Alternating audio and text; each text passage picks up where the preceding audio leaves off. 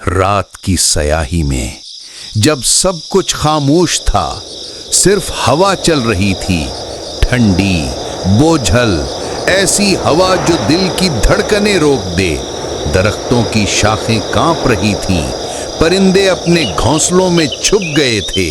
कहीं दूर से एक चीख सुनाई दी, एक चीख जो दिल चीर दे। फिर सब कुछ खामोश, बिल्कुल सन्नाटा। दो कदमों की चाप उभरी, आहिस्ता आहिस्ता।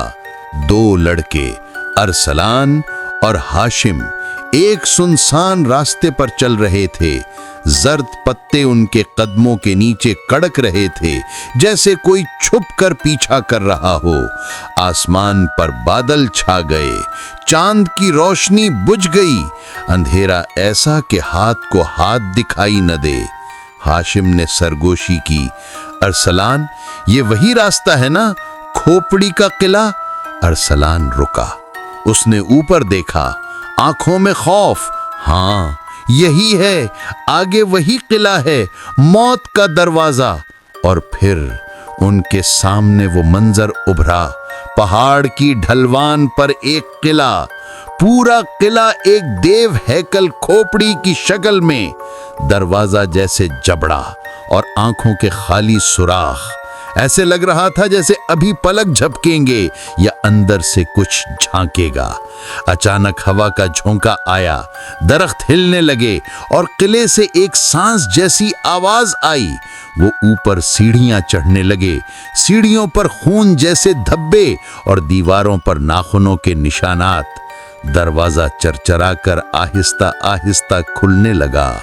आवाज ऐसी थी जैसे हजारों मुर्दे एक साथ करह रहे हों। अंदर घुप अंधेरा, टॉर्च जलाई गई, रोशनी दीवारों पर पड़ी। वहां हड्डियां थीं, खोपड़ियां, कुछ दीवार से लटकी हुई, कुछ फर्श पर बिखरी हुई। छत से लटके पत्थर जैसे दांत। रास्ता किसी खुले जबड़े के अंदर जाता हो।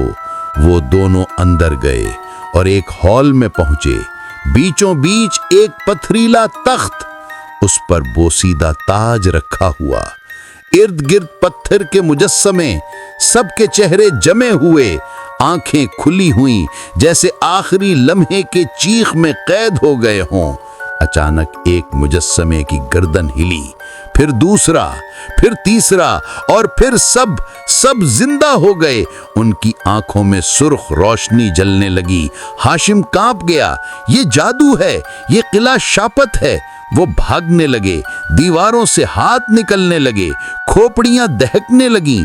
एक खोपड़ी ने जोर से चीख मारी, पूरा किला लरस गया। वो एक कमरे में घुस गए। कमरा गोल था, दीवारों में सुराख, इन सुराखों से सरगोशियां निकल रही थीं। अब तुम वापस नहीं जा सकते, अब तुम हमारे हो।